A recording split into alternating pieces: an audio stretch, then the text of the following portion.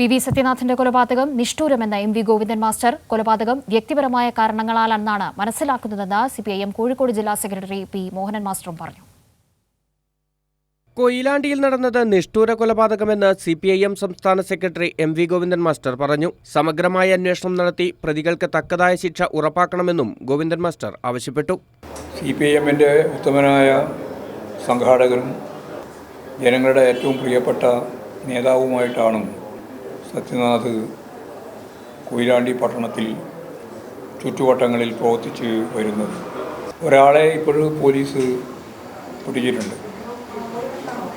അതിൻ്റെ പിന്നിൽ വേറെ ആരെങ്കിലും ഉണ്ടോ എന്നുള്ളത് ഉൾപ്പെടെയുള്ള സമഗ്രമായ അന്വേഷണം പോലീസ് നടത്തണം. നിഷ്ഠൂരമായ കൊലപാതകമെന്നും പാർട്ടിക്ക് നഷ്ടമായത് ഉത്തമനായൊരു സഖാവിനെയാണെന്നും LDF കൺവീനർ E.P. ജയരാജൻ പറഞ്ഞു. ഒരു നിഷ്ഠൂരമായ സംഭവമാണത്.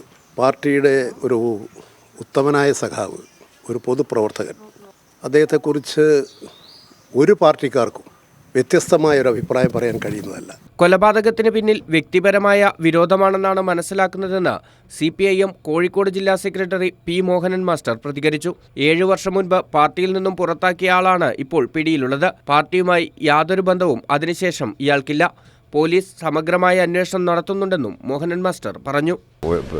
ഞങ്ങൾ മനസ്സിലാക്കുന്നത് വ്യക്തിപരമായ കടുത്ത വിരോധത്തിൻ്റെ അടിസ്ഥാനത്തിൽ ഈ പ്രതിയാണെന്ന് കരുതുന്നയാൾ ഇങ്ങനൊരു ക്രൂരമായ കൊലപാതകം നടത്തിയെന്നാണ് ഞങ്ങൾ മനസ്സിലാക്കുന്നത്. സത്യനാഥന്റെ മരണം കൊയിലാണ്ടിയിലെ പാർട്ടിക്ക് തീരാ നഷ്ടമെന്നായിരുന്നു കാനത്തിൽ ജമീല MLAയുടെ പ്രതികരണം. കൊലപാതകത്തിലേക്ക് എത്തേണ്ട സാഹചര്യങ്ങളൊന്നുമില്ലായിരുന്നുവെന്നും MLA പറഞ്ഞു.